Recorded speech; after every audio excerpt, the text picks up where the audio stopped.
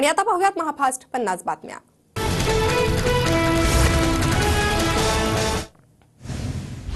अमित शहा आजपासून 2 दिवसीय मुंबई दौऱ्यावर। शहा उद्या लालबागच्या राजाचं दर्शन घेणार। मुंबई दौऱ्यात महत्त्वाच्या बैठका होण्याची शक्यता।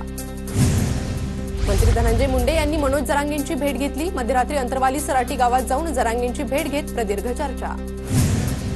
आत्राम यांच्या मुलीच्या मनधरणीचा अजितदादा गटाचा प्रयत्न। अजित पवार गटाच्या वरिष्ठ नेत्यांकडून मनधरणीचा प्रयत्न, सूत्रांची माहिती।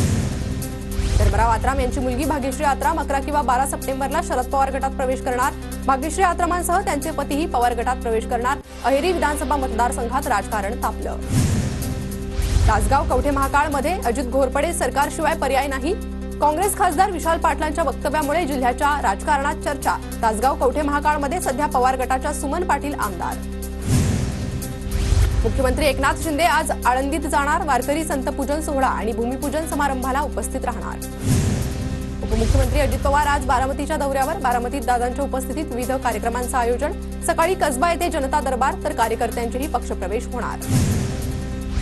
मी फुंकलो असतो तरी उदयनराजे पडले असते, असं जरांगे म्हणाले। शिवरायांची शपथ घेत आमदार राजेंद्र राऊतांचा दावा, तर राजेंद्र राऊत बोलले ती सगळी फडणवीसांची भाषा। जरांगेंची टीका। ओबीसीतून आरक्षण देणार असं फडणवीस शिंदे दादांकडून लिहून आणा।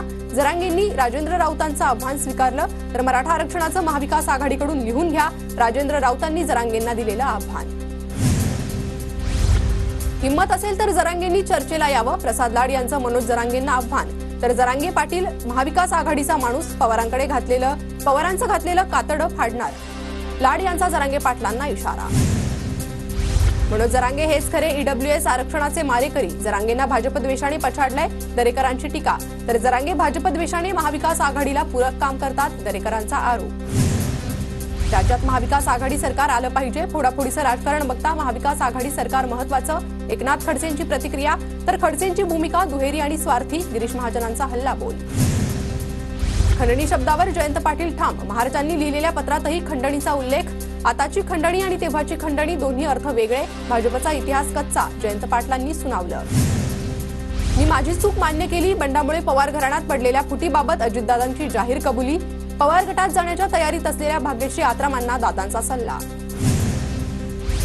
अजित पवारांनी केलेली चूक करू नका हे चांगलं सांगितलं। अजित पवारांनी भाग्यश्री आत्रामांना दिलेल्या सल्ल्यानंतर छगन भुजबळांचं वक्तव्य।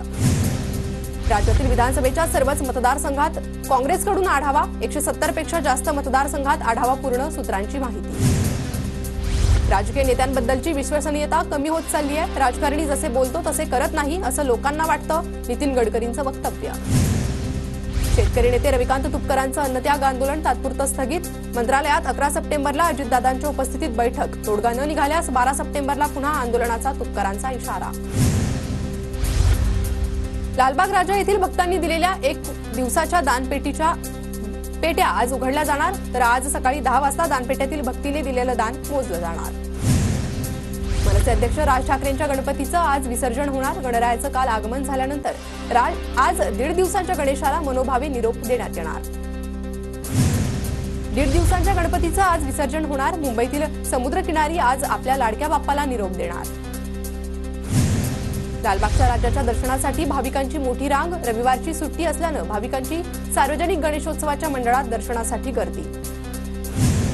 1.5 दिवसाच्या गणेशाला निरोप देण्यासाठी पुणे महापालिका सज्ज। शहरातील 17 घाटांवर विसर्जन सुविधा उपलब्ध।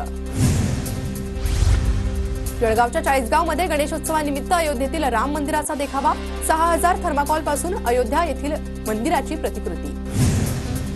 जळगावच्या 40 गावात कर्तव्यावर असलेल्या पोलिसांच्या हस्ते सिंधी कॉलनीत राजाची आरती, तर सिंधी गणेश मित्र मंडळाने बाप्पाच्या आरतीचा पहिला मान पोलिसांना दिला। संत श्री गजानन महाराज यांचा आज 114वा पुण्यतिथी महोत्सव। दुपारी महाराजांची पालखी परिक्रमा, तर दिवसभर शेगावात दर्शनासाठी भाविकांची मोठी गर्दी असणार। नाशिकच्या मालेगावची 40 वर्षांची प्रतीक्षा संपली। नारपार औरंगा या पश्चिम वाहिनी नदी खोऱ्यातून 10.64 टीएमसी पाणी मिळणार। सुरगाणा तालुक्यात 9 धरणं बांधली जाणार। दादा भुसेंची माहिती। संभाजीनगर येथील क्रांती चौकात राजश्री उंबरे या मुलीचं उपोषण सुरू। मराठा समाजाला कुणबी प्रमाणपत्र, मोफत शिक्षण मिळावं या मागण्यांसाठी हे उपोषण। अंबादास दानवेंकडून राजश्रीला उपोषण सोडण्याची विनंती। नाशिकमध्ये 3ऱ्या दिवशी गोदावरी नदी परिसरात पाणी वाढलं। पाणी वाढल्यामुळे गोदावरी नदीत कार अडकली। अग्निशमन दलानं रेस्क्यू ऑपरेशन राबवत कार पाण्याबाहेर काढली। पुण्यातील श्रीमंत दगडूशेठ गणपती येथे महिलांकडून अथर्वशीर्ष पठण, पहाटेपासूनच गणपती बाप्पाच्या दर्शनासाठी भाविकांची मोठी गर्दी। केरळमध्ये झालेल्या जागतिक सिलंबम स्पर्धेत पुण्यातील मुळशी तालुक्याचा डंका प्रसन्न कंधारेंनी पटकावला 2 कांस्य पदक, तर प्रसन्नला मिळालेल्या यशाचं परिसरातील नागरिकांकडून कौतुक। पुणे सातारा घाटमाथ्यावर तर संपूर्ण विदर्भाला मुसळधार पावसाचा इशारा, पुढील 2 दिवस पाऊस, हवामान खात्याचा अंदाज। जळगाव जिल्हा कारागृहातून 22 कैद्यांची नाशिक आणि छत्रपती संभाजीनगरातील कारागृहांमध्ये रवानगी। 10 कैदी नाशिक कारागृहात तर 12 कैदी संभाजीनगरातील कारागृहात। नाशिक जिल्ह्याला आज आणि उद्या येलो अलर्ट जारी, जिल्ह्यातील धरणांमध्ये पुरेसा पाणीसाठा, जवळपास सर्व धरणं 90% भरली।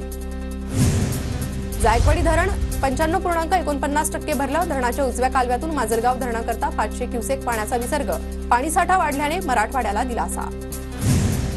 चाळीसगावच्या गिरणा धरणातून गिरणा नदीपात्रात विसर्ग सुरू, गिरणा नदीवरील बंधारा ओव्हरफ्लो, परिसरातील नागरिकांचा पाण्यासह सिंचनाच्या पाण्याचा प्रश्नही मिटला। परभणीतील येलदरी जलाशय 69% भरलं, परभणी, हिंगोली आणि नांदेडकरांचा पाण्याचा प्रश्न मिटला।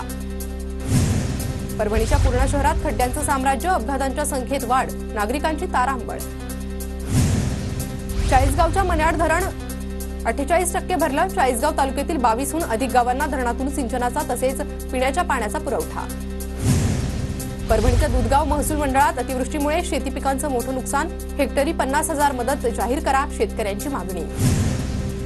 अमरावती जिल्ह्यात अतिवृष्टीमुळे शेती पिकांचं मोठं नुकसान, शेतीच्या सर्वेक्षणासाठी पीक विमा कंपनीकडे 48,000 शेतकऱ्यांकडे अर्ज दाखल। नांदेड जिल्ह्यात 3,41,000 हेक्टर पिकांचं नुकसान, अतिवृष्टीमुळे सोयाबीन पिकाचं नुकसान, जिल्ह्यातील कृषी विभागातील कर्मचारी वेतनातील 10% रक्कम नुकसानग्रस्त शेतकऱ्यांना देणार। गणेशोत्सवात परभणी शहरात स्वच्छता मोहीम राबवा, मनपा आयुक्त धैर्यशील जाधव यांचा निर्णय। राज्यात मागच्या वर्षीच्या तुलनेत स्वाईन फ्लूचे रुग्ण वाढले, सर्वाधिक रुग्ण मुंबईत तर सर्वाधिक मृत्यू नाशिक आणि नागपुरात, आरोग्य विभागाच्या अहवालातून माहिती समोर। गोंदिया जिल्ह्यातील धानोली बांभणी रस्त्याची दुरवस्था, रस्त्याच्या मागणीसाठी गावकऱ्यांचं उपोषण, मागण्या पूर्ण होत नाही तोपर्यंत उपोषण सुरू ठेवण्याचा इशारा। उत्तर प्रदेशातील नमामि गंगेच्या धर्तीवर नाशिकमध्ये नमामि गोदा प्रकल्प, पर्यावरण संवर्धनासह प्रदूषण मुक्तीचा सर्वसमावेशक आराखडा तयार करण्याच्या सूचना।